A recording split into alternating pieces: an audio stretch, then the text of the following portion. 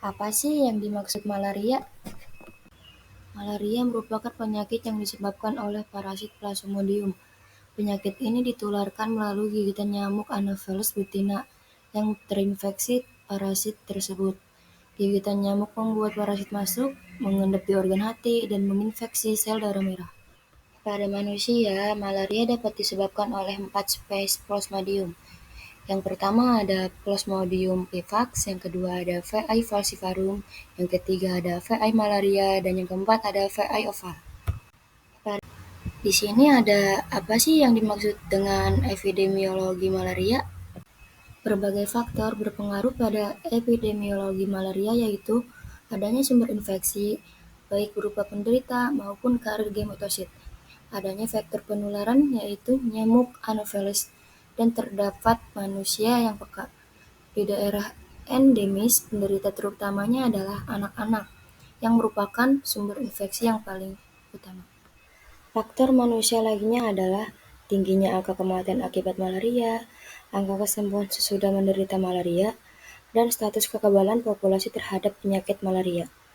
Lingkungan hidup daerah endemis yang berpengaruh pada kehidupan nyamuk yang menjadi vektor penularan malaria maupun yang terkait dengan kehidupan sosial, ekonomi, dan budaya penduduk harus dipelajari dengan sesama. Indeks limpa. Untuk menentukan indeks limpa pada penduduk, dilakukan pengukuran besarnya limpa pada anak berumur antara 2-9 tahun pada saat penyakit malaria berada di puncak serangan dan limpa berada pada ukuran maksimum.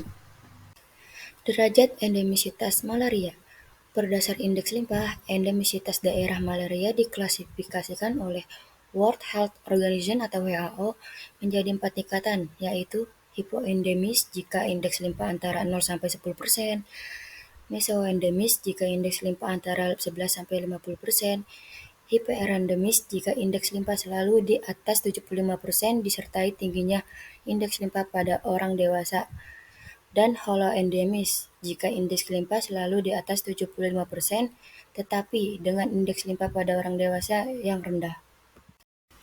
Lanjut, di sini ada indeks parasit atau disebut juga dengan IP. Arti dari indeks parasit adalah jumlah persentase anak berumur antara 2 dan 9 tahun yang pada pemeriksaan tetes tebal darah tapi menunjukkan adanya plasmodium. Di daerah endemis, indeks parasit pada anak selalu lebih tinggi daripada indeks parasit pada orang dewasa. Angka infeksi nyamuk. Untuk menentukan angka infection rate atau WR, dilakukan pembedahan lambung nyamuk Anopheles untuk menemukan okista dan memeriksa kelenjar ludah nyamuk untuk menunjukkan adanya sporozoid. Lanjut, di sini ada demam malaria. Terjadinya demam yang berulang pada setiap jenis malaria sesuai dengan saat terjadinya skizofrenia eritrositik pada masing-masing spesies Plasmodium. Siklus demam pada malaria tertiana berlangsung setiap hari ketiga, yaitu siklus 48 jam. Sedangkan pada malaria kuartana, demam terjadi setiap hari keempat, atau siklus 72 jam. Jika berlangsung siklus demam 24 jam, hal dapat terjadi jika terdapat pematangan 2 generasi PI, VPAX, dalam waktu 2 hari, disebut tertiana duplex, atau pematangan 3 hari generasi PI. Malaria dalam waktu 3 hari disebut kuartana triplex. Parasit rate. Parasit rate adalah persentase orang yang darahnya mengandung parasit malaria dibanding populasi seluruh penduduk. Lanjut, di sini ada gejala klinis malaria. Sebelum menunjukkan gejala klinis malaria yang khas, setiap jenis malaria mempunyai masa inkubasi yang berbeda-beda. Masa inkubasi pada malaria falciparum berlangsung antara 8-12 hari, dan pada malaria antara 21 dan 40 hari. Inkubasi malaria vivax dan malaria oval berlangsung antara 10-17 hari. Malaria menunjukkan gejala-gejala klinis yang khas, yaitu demam berulang dan splenomegali dan anemia. Anemia malaria, pecahnya eritrosit yang berulang kali selama terjadinya proses segmentasi parasit di dalam eritrosit menyebabkan jumlah darah menurun. Penderita mengalami anemia hipokromik mikrositik atau anemia hipokromik normositik. Lanjut, ada pembesaran limpa. Splenomegali yang terjadi sesudah penderita mengalami beberapa kali serangan. Serangan demam merupakan salah satu gejala penting malaria. Biasanya limpa mulai teraba pada minggu kedua sejak terjadinya demam pertama. Diagnosis pasti malaria. Untuk menempatkan diagnosis pasti malaria, harus ditemukan plasmodium di dalam darah penderita. Pada pemeriksaan darah tepi kadang-kadang parasit malaria sukar ditemukan karena penderita telah atau sedang mendapatkan pengobatan anti malaria. Obat-obat anti malaria. Obat anti malaria dapat dikelompokkan menjadi dua golongan, yaitu alkaloid alami, misalnya kina, dan anti malaria sintetik.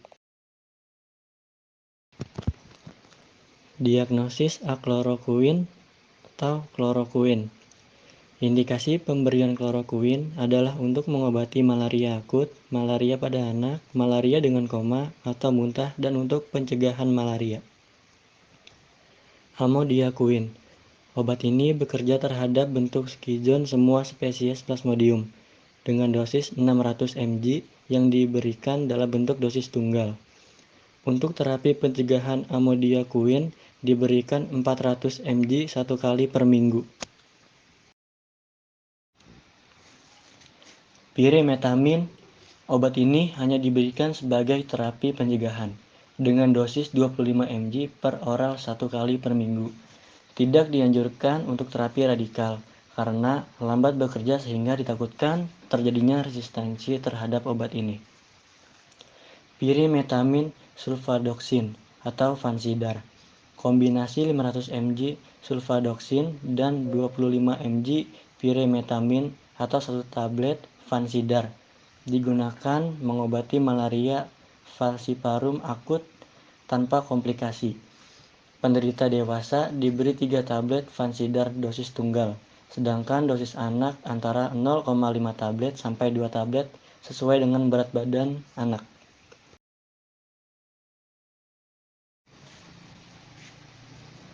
Primaquine. Obat ini bekerja terhadap bentuk seksual dan bentuk eksoeritrositik sekunder Plasmodium. Obat ini satu-satunya obat anti malaria yang efektif terhadap bentuk hypnozoid Plasmodium vivax dan Plasmodium ovale. Quinin. Kina adalah alkaloid alami yang bersifat skizontosid terhadap semua spesies Plasmodium, termasuk Plasmodium falciparum yang resisten terhadap klorokuin dan obat lainnya.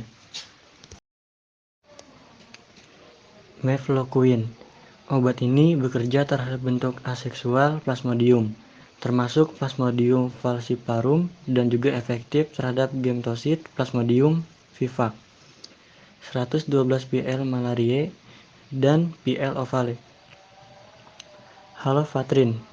Obat yang bersifat skizontisid ini digunakan untuk mengobati malaria falciparum tanpa komplikasi yang resisten terhadap banyak obat dengan dosis orang dewasa per oral 4 kali 500 mg sebanyak 3 dosis.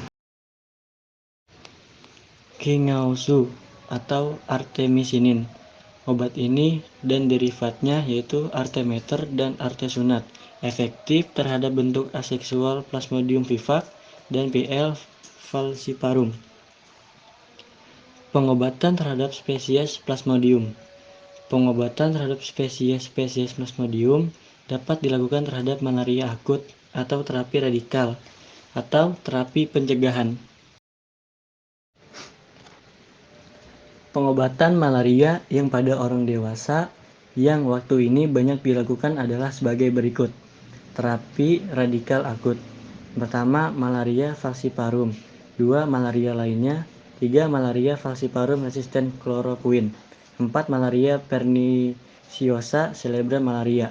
Pengobatan malaria yang pada orang dewasa yang waktu ini banyak dilakukan adalah sebagai berikut.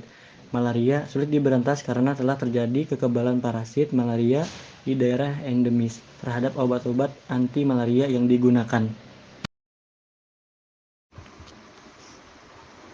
Tingkat kekebalan. Plasmodium dinyatakan sensitif terhadap obat anti malaria tertentu. Jika dalam waktu 7 hari pengobatan, parasitemi bentuk aseksual telah menghilang tanpa diikuti kekambuhan.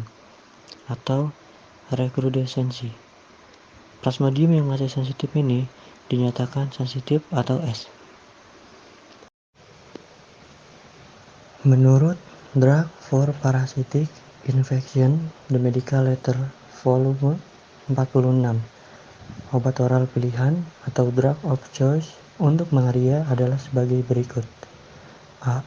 Malaria falciparum di daerah resisten klorokuin obat pilihan atau vakuon atau proguanil. Dosis dewasa 4 tablet dewasa per hari selama 3 hari. Dosis anak berdasar berat badan diberikan sebagai dosis tunggal selama 3 hari. 5-10 kg 2-3 tablet anak per hari. 11-20 kg 1 tablet dewasa per hari. 21-30 kg 2 tablet dewasa per hari. 31-40 kg 3 tablet dewasa per hari. Lebih dari 40 kg 4 tablet dewasa per hari. B. Malaria vivax di daerah resisten klorokuin atau oral. Obat pilihan quinine sulfat plus doxycycline atau mefloquine. Dosis quinine sulfat dewasa 3 kali 65 mg selama 3-7 hari. Untuk anak 30 mg per kilogram per hari terbagi 3 dosis selama 3-7 hari. Doxycycline dewasa 2 kali 100 mg. Untuk anak 2 kali 4 mg per kilogram per hari selama 7 hari. Mefloquine dewasa 750 mg diikuti 12 jam kemudian 500 mg. Anak 15 mg per kilo diikuti 12 jam kemudian 10 mg per kilogram. C. Pengobatan oral plasmodium lainnya, kecuali P. falciparum yang resisten klorokuin dan P. vivax yang resisten klorokuin obat pilihan. Klorokuin fosfat dosis dewasa 1 gram atau 600 mg base, lalu 500 mg 6 jam kemudian, lalu 500 mg pada 24 jam dan 48 jam kemudian. Dosis anak 10 mg base per kilogram, maksimum 600 mg base, lalu 5 gram base per kilogram, 6 jam kemudian, lalu pada 24 jam dan 48 jam. D. Pengobatan parenteral pada semua jenis plasmodium obat pilihan. Quinidine gluconate atau quinine dihidroksiuride, obat pengganti artemether. E. Mencegah kekambuhan P. vivax dan P. ovale. Primaquine fosfat dosis dewasa 30 mg base per hari selama 14 hari. Dosis anak 0,6 mg base per kilogram per hari selama 14 hari. F. Pencegahan malaria di daerah sensitif klorokuin obat pilihan. Klorokuin fosfat atau vakuon atau proguanil dosis klorokuin fosfat untuk dewasa 500 mg atau 300 mg base 1 kali per minggu.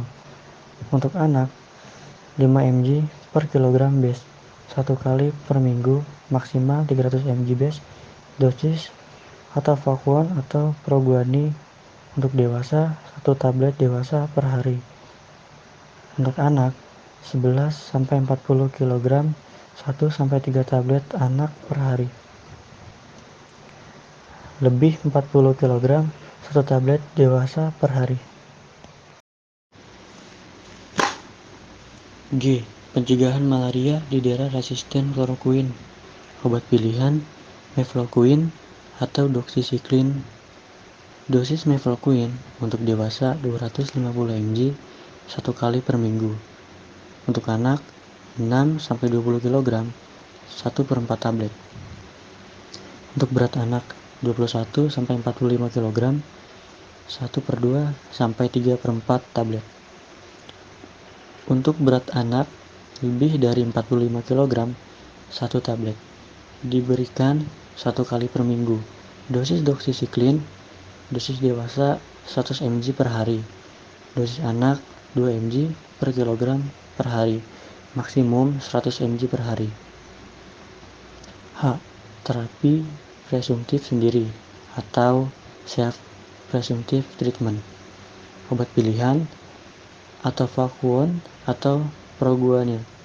Dosis untuk dewasa 4 tablet dewasa per hari selama 3 hari. Dosis untuk anak berat 5-10 kg 2-3 tablet. Anak berat 11-30 kg 1-2 tablet dewasa. Untuk berat anak 31-40 kg 2-3 tablet dewasa. Untuk berat anak lebih dari 40 kg 4 tablet dewasa 1 kali per hari diberikan selama 3 hari. Mencegah penularan malaria. Untuk mengatasi penularan malaria, pencegahan malaria harus dilakukan baik secara perorangan maupun terhadap masyarakat. Penderita dan penduduk yang peka yang berdiam di daerah endemis harus diobati dengan baik. Selain itu, karir malaria diobati dengan primaquine karena obat ini mampu memberantas bentuk gemtosit. Obat ini tidak boleh digunakan secara massal karena mempunyai efek samping.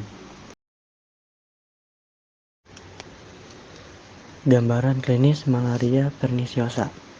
Malaria perniciosa mempunyai 3 gambaran klinis, yaitu malaria cerebral, malaria algid, dan malaria septikemik. 1. Malaria cerebral terjadi akibat adanya kelainan otak yang menyebabkan terjadi gejala-gejala hiperpireksia, paralisis, dan koma. 2. Malaria algid mempunyai 3 tipe, yaitu tipe gastrik, tipe koleraik, dan tipe disenterik. Malaria algid terjadi akibat kegagalan sirkulasi perifer, sehingga penderita mengalami kolaps dengan gejala kulit lembab dan dingin. Malaria algid tipe gastrik, kolaps disertai muntah. Terjadi diare pada tipe koleraik. Dan penderita malaria algid tipe disenteri mengalami BAB darah. 3. Pada malaria septikemik, penderita mengalami panas badan yang selalu tinggi, disertai gejala pneumonia dan sinkop kardiak.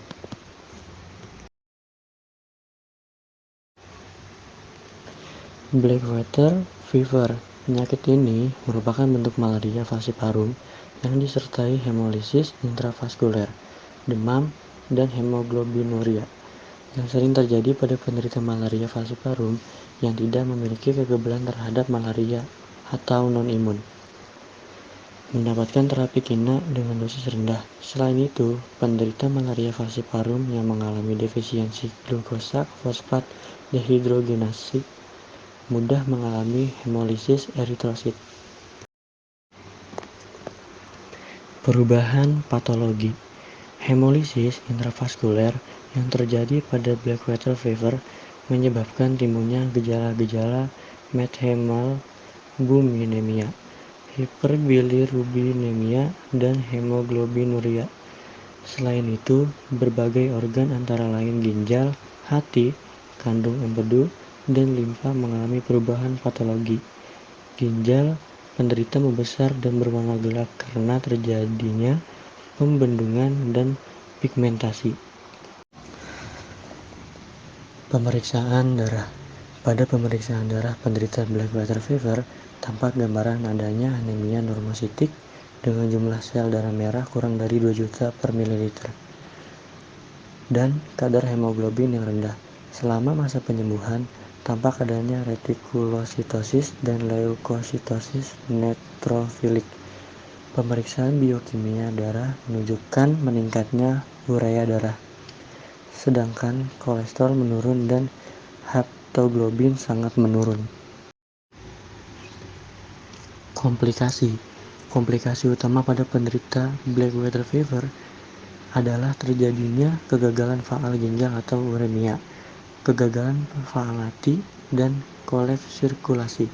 Sebagian besar dari angka kematian Blackwater fever yang tingginya antara 20-25%, terutama disebabkan oleh terjadinya kegagalan ginjal atau uremia. Penanganan dan pengobatan. Penderita black water fever harus banyak beristirahat dan selalu dijaga keseimbangan cairan tubuhnya agar tidak terjadi alkalosis dan udem. Sesuai keadaan penderita, pemberian air garam dan plasma parenteral atau transfusi darah dapat diberikan. Apabila terjadi gagal ginjal mendadak, dialisis peritoneal dapat diberikan dan jika terjadi krisis hemolitik, kortikosteroid dapat diberikan. Taksonomi blastositis masih belum jelas apakah organisme ini termasuk ke dalam kelompok sporozoa ataukah ke golongan jamur. Blastositis tersebar luas di seluruh dunia, namun hanya blastositis hominis yang dapat menimbulkan gangguan kesehatan yang ringan pada manusia. Organisme ini berbentuk kista bulat yang berdinding tebal, dengan ukuran antara 6 sampai 40 mikron. Blastositis mempunyai dua bentuk, yaitu bentuk multivakuler dan bentuk amoeboid, yang akan berkembang menjadi bentuk prakista berdinding tipis yang dapat menyebabkan autoinfeksi. Daur ulang blastositis hominis. Manusia terinfeksi organisme ini karena tertelan kista berdinding tebal yang berasal dari tinja penderita. Kemudian, kista menginfeksi sel epitel usus lalu memperbanyak diri secara aseksual dan tumbuh menjadi bentuk vakular. Gejala klinis dan diagnosis. Infeksi blastositis hominis pada manusia hanya menimbulkan gejala klinis ringan yang tidak khas berupa diare cair, nyeri perut, pruritus perlanal, dan flatulence yang berulang. Kadang-kadang penderita yang terinfeksi parasit ini tidak menunjukkan gejala atau keluhan yang jelas. Pengobatan dan pencegahan. Infeksi blastositis dapat diobati dengan metronidazole dengan dosis 3 kali 750 mg per hari selama 10 hari. Iodoquinolin dengan dosis 3 kali 650 mg per hari selama 20 hari. Atau trimethoprim sulfamethoxazole dengan dosis 2 kali 1 tablet per hari selama 7 hari. Untuk mencegah terjadinya penularan secara fekal atau oral, maka makanan atau minuman yang akan dikonsumsi harus dimasak dengan baik.